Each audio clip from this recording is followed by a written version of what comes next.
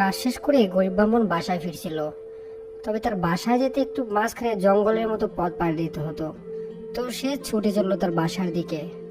বেশ ভালোই আপন মনে ব্রাহ্মণ হেঁটে যাচ্ছিল তার বাড়ির দিকে, কিন্তু একটু দূর আগাতেই কিসের যেন শব্দ শুনতে পায়।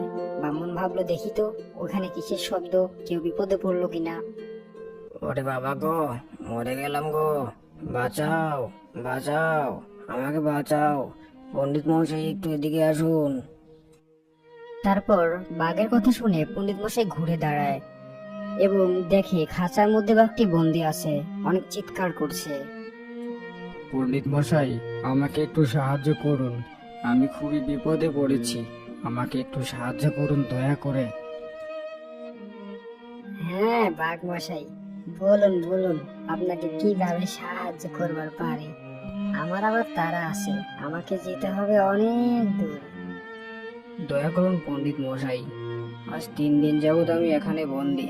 আমার বাচ্চাগুলো না খেয়ে আছে, আর আমার ক্ষুধা আর জ্বালায় পেট আমার একদম হুড়মুড় করছে। আমাকে দয়া করে বের করুন, আমি আমার বাচ্চাদের কাছে যাব। পণ্ডিত মশাই বাঘটির মুখের দিকে তাকিয়ে দেখলো দু চোখ জুড়ে কান্না করছে।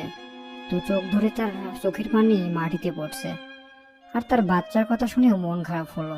তবে পণ্ডিত মশাই একটু ভয় পেল, কারণ মনে মনে ভাবলো সে যদি আবার তাকেই খেয়ে বসে।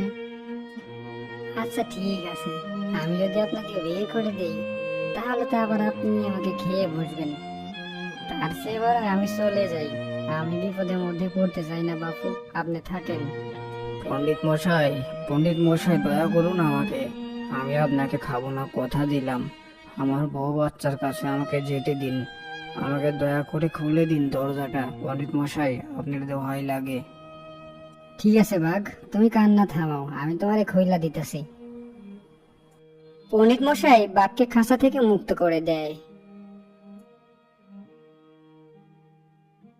তাহলে বাঘ মশাই আমি এখন যাই, তুমি এখন তোমার বাচ্চা বউয়ের কাছে যাও। হ্যাঁ,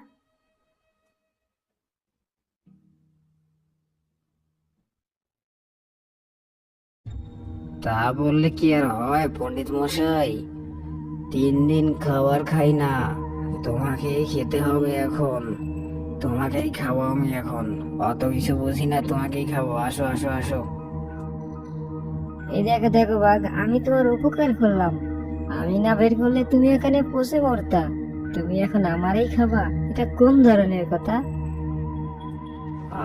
এত কথা বলিস কেন? আমার চরম ক্ষুধা লাগছে, তোকে খাবো বলছি তো খাবোই। চুপ, একদম চুপ, রেডি হয়ে এবার আয় দেখি, তোকে খাবো। ব্রাহ্মণ তখন ভাবতে লাগলো, আমাকে তো খেয়েই ফেলবে, একটা চেষ্টা করে দেখি বাঁচতে পারি কিনা। পালালে তো আর বাঘের সাথে পারবো না, তাই একটা চেষ্টা করা যাক। ঠিক আছে, তুমি আমাকে যেহেতু খাইতে চাও, আমার একটা শর্ত আছে, তারপরে খাবা। তোর আবার কি শর্ত রে? তাড়াতাড়ি বল, তাড়াতাড়ি বল, আমার আবার সহ্য হচ্ছে না।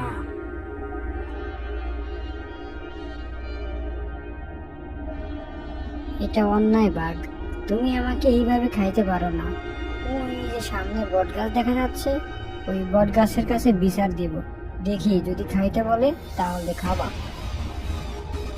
ঠিক আছে, চল চল চল, তাড়াতাড়ি চল, আমার আর সহ্য হচ্ছে না, তাড়াতাড়ি চল।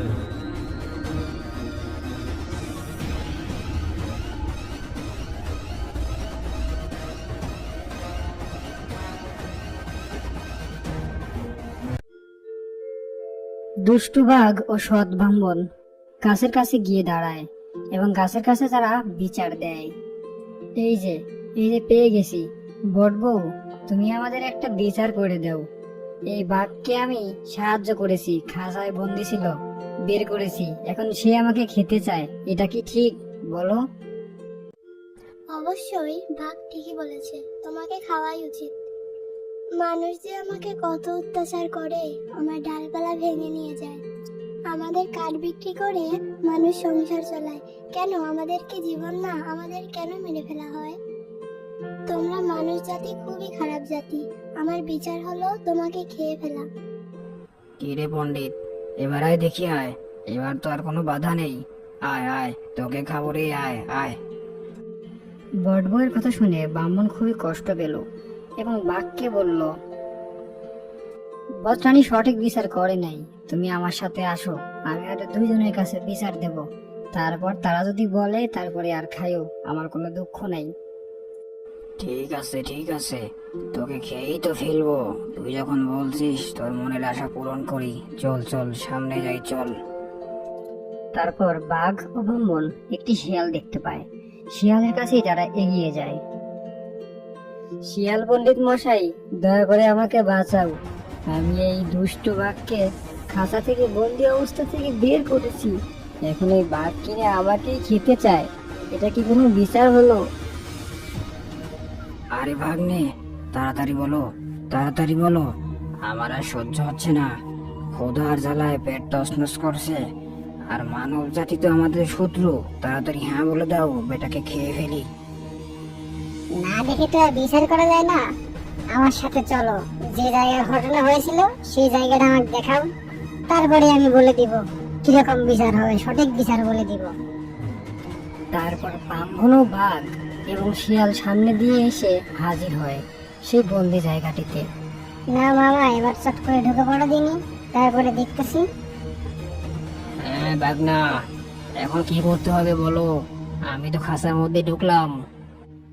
হ্যাঁ পণ্ডিত মশাই, আপনি দরজাটি লাগিয়ে দিন, তারপরে আমি বলছি। শিয়ালের কথা মতো পণ্ডিত তখন বাঘের খাঁচার মুখটি লাগিয়ে দেয়। হলো রে তোর বিচার করা, তাড়াতাড়ি কর। পেট আমার হুড়মুড় করছে ক্ষুধার চোটে। তাড়াতাড়ি কর, আমাকে বের কর এখন, আমি ওকে খাবো। হুক্কা হুয়া, যাকে যাকে উপকার করতে নেই ব্রাহ্মণ। এখন বাঘ ওর উচিত শিক্ষা পেয়েছে, তুমি এখান থেকে চলে যাও, আর যাকে তাকে জীবনে উপকার করবা না। তোমাকে অনেক অনেক ধন্যবাদ শিয়াল, তুমি না থাকলে হয়তো বাঘ আমাকে খেয়ে ফেলতো। ভালো থেকো বন্ধু। অবশেষে বাঘ বন্দি করলো আবার খাঁচায়। তখন ব্রাহ্মণ চলে যায় এবং শিয়াল চলে যায়। আসলে এই দুষ্ট লোকের বিচার এমন হওয়াই উচিত।